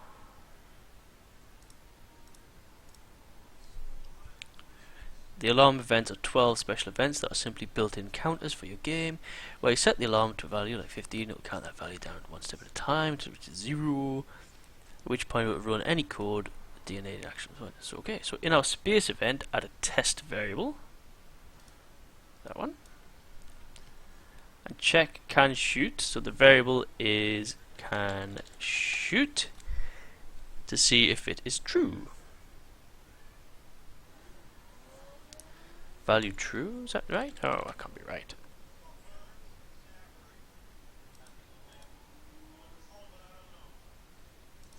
Oh wait, yeah.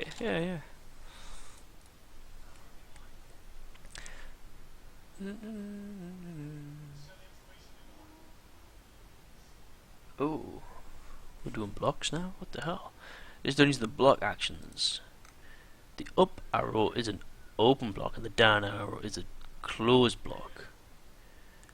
And everything that is enclosed then will run at once if the initial condition is true. Add an open block action now, then use set variable to set can't shoot to false. Okay, so that is that right? That one? No? I don't know what I'm doing.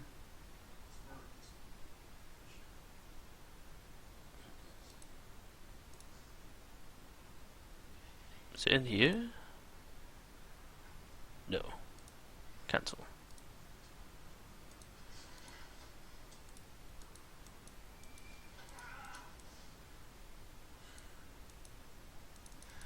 Hang on.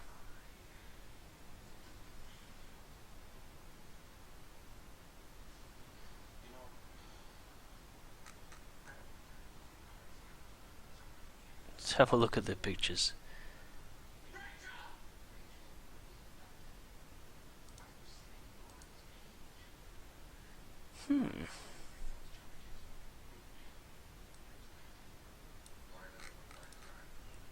Why aren't they working?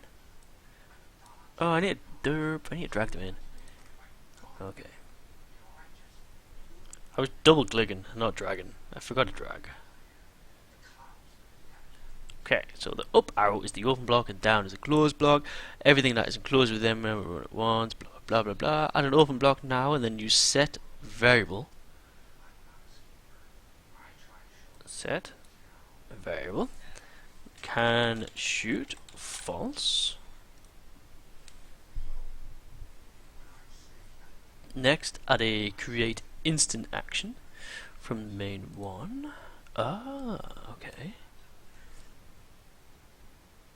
And set it to create an instance of the object bullet, and set the values to 0, 0, but mark relative.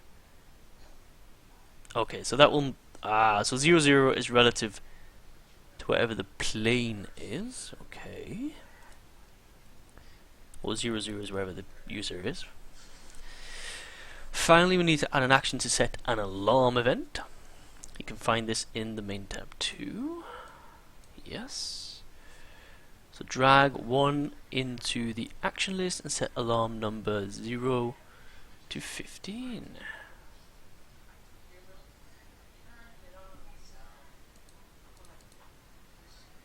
Can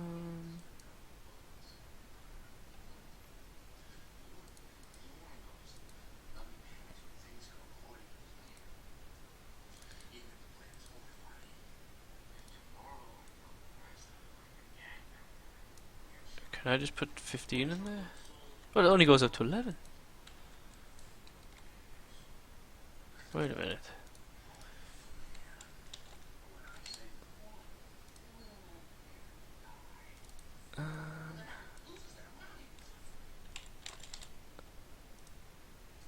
Set alarm. Okay, so I just typed in 15. Okay. I've got to remember the game fills in quite a bit of these for us. Alright, as we mentioned earlier, you need to add a close block now. That one there. As every open block needs to... Yeah, okay. Note that you can easily change the rate of fire by changing the value of the alarm in this event. We need to add one final event to the player object, otherwise they will only be able to shoot once in the whole game. Add an alarm 0 event to the object.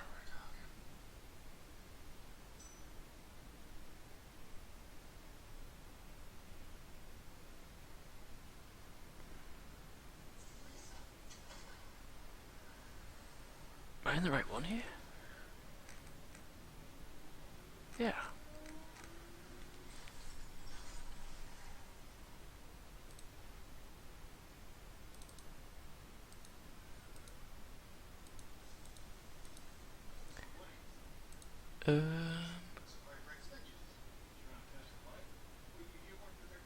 Alarm 0. Okay. Set an alarm at 0 to the object and set it to can shoot variable. And set the can shoot variable to true again.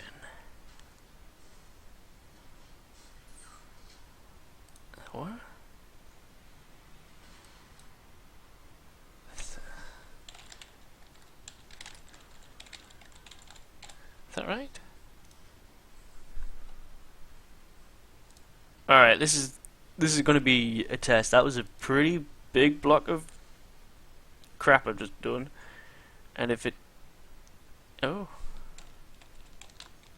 it didn't crash, but it's not shooting. Right then, at least it didn't crash. So, there wasn't anything I've done it didn't like, which is... To be honest, that's pretty reassuring. I'm okay with that. I can live with that.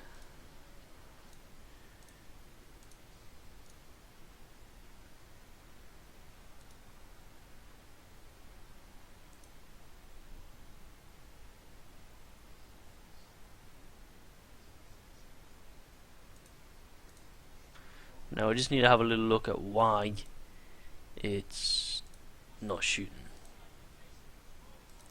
So let's just go back to this bit here again, and we'll start from the beginning and just read through the steps to make sure we've done them right. Okay, now create a new object, call it object player bullet, and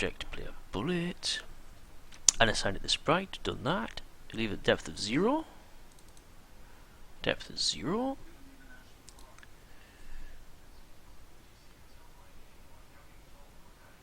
Okay. The object will have a rather simple behavior in the create event. Create event of selecting the vertical speed of -8 to make it move upwards. Right then, go ahead and add a create event now with the appropriate action. You see I've missed a step out. I can see on that picture there. In the step event, we need to test whether the variable y is less than 16. And if it is, we should destroy the instance. You should know it. You see, I forgot to put in a destroy the instance thing, which is that. Now let's see if that was the thing I was missing. Because if it's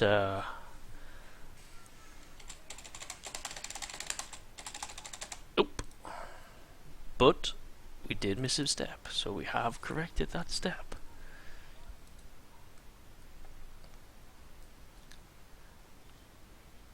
Alright then.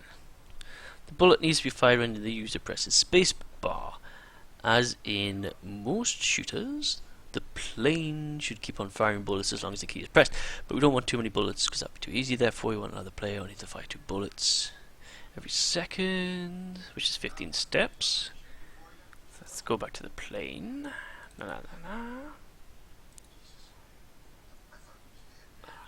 Okay.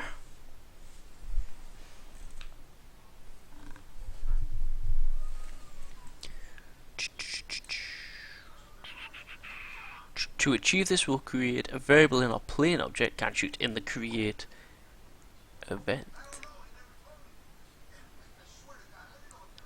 Open this object now and add this event. This will initialize the variable of the instance, and it set the true value true. Can't shoot, true.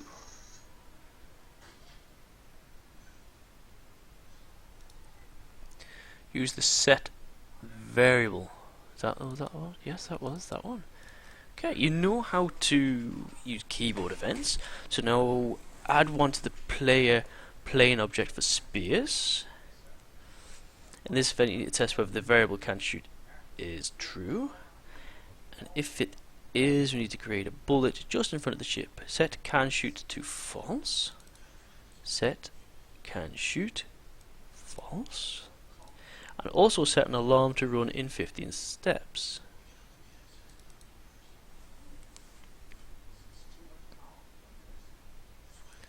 Okay, set alarm, number of steps 15.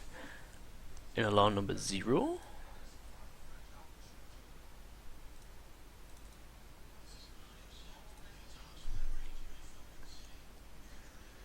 Okay, the alarm events are 12 special events, blah blah blah blah blah blah. So in our space event, add a test variable and check can shoot to see if it is true.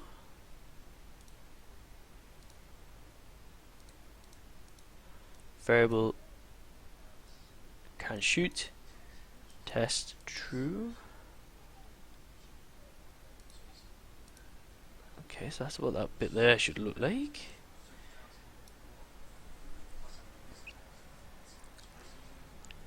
Since we need to perform various actions, not just one, we need to set up this thing here.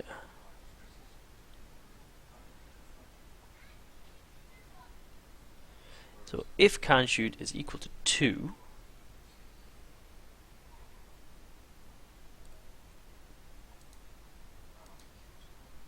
and all of that is in the space one.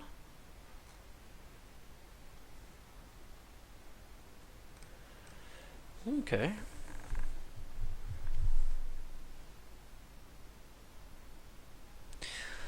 So if can shoot is equal to true, set variable can shoot to false, create instance of this, set that to that. I don't think I've done this right. Let's see. It looks the same.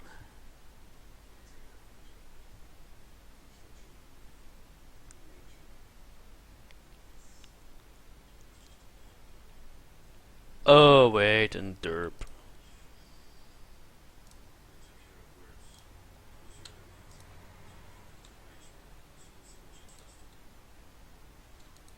Can I cut all of this and paste it into there?